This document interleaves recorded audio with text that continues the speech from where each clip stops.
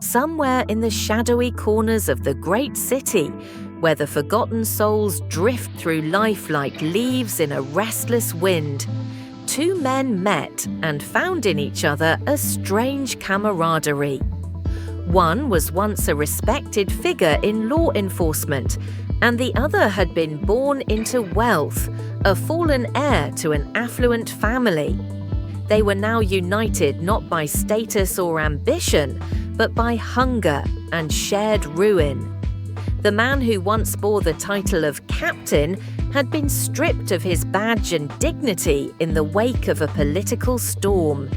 His real estate holdings were gone, eaten by legal fees and backdoor deals. His descent was not just economic, it was personal. Rejected even from the free lunch counters, he now wandered with broken shoes and week-old whiskers, his straw hat drooping like a wilted flower. Murray, his companion, had once lived a life of opulence. He'd known luxury, fame, and the privileges of a grand family name. But like a glass figurine dropped on marble, it had all shattered in a single, unrecoverable moment. He had argued with the wrong people and been ushered out the door by the family butler, an act equivalent to social death. Now he sat beside the captain, both haunted by better days, scraping together their pride like crumbs from the pavement. One evening found them seated on a worn bench in a dim public park. The captain slumped over the edge like a crumpled tent, muttering curses at the sky. Murray, thin and sunken in a tattered suit, barely moved, a ghost draped in cloth. "I'm starving," the captain grumbled. "I'd tear through a diner wall for a spoonful of stew. Murray, got any brilliant ideas left?" "You forget, Captain," Murray said faintly. "Our last great idea ended with us being thrown out of Malone's bar. I had my hand on a turkey leg when they tossed me like yesterday's trash," bellowed the captain. "I was reaching for the olives," Murray sighed. "Stuffed olives, haven't tasted one in a year." Desperate, the captain stood up. "I'm going to make one more attempt. If I get lucky, I'll be back with food. Don't move." After he lumbered off, Murray rose and slipped away too, moving eastward until he reached a police precinct. He leaned toward the sergeant on duty and asked, "Is there a standing warrant for a former officer named Maroney? I could lead you right to him." The sergeant's eyes narrowed. "What business is it of yours?"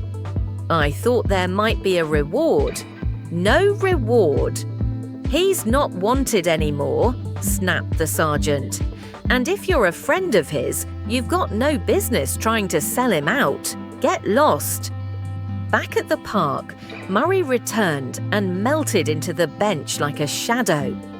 10 minutes later, the captain stumbled back, hat crushed, shirt torn, and reeking of garlic and rancid grease. "For the love of dignity, Captain," said Murray, gagging. "Were you diving through trash bins?" "I proposed marriage to Katrina, the fruit vendor on Essex. Thought maybe we could build a business together." She responded with a bucket of leftover stew. "You would have married her?" Murray asked, disgusted. "I'd marry a ghost for soup," the captain retorted. "I'd rob a child for a sandwich." "I'd sell out a friend for a drink," Murray muttered. The captain looked hurt. "You'd sell out someone you care about? That's lower than a pickpocket." At that moment, a man stepped from the shadows. A polished figure with a diamond stick pin and a voice full of city politics. "Mac, good to see you. We need your help. There's a corruption trial. Your old boss, Inspector Pickering, is about to go down. If you testify against him, we'll give you $500. Half now." The captain's eyes glimmered with a flicker of temptation, but then he straightened, his voice booming.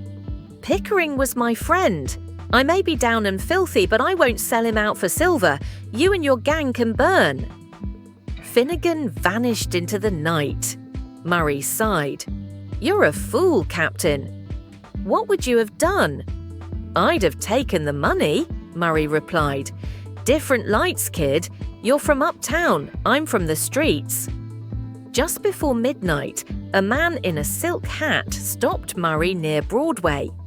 "Your uncle has relented," he said. "You're welcome back. Come tomorrow for your inheritance. But he expects the engagement with Miss Vanderhurst to proceed." Murray turned to walk away.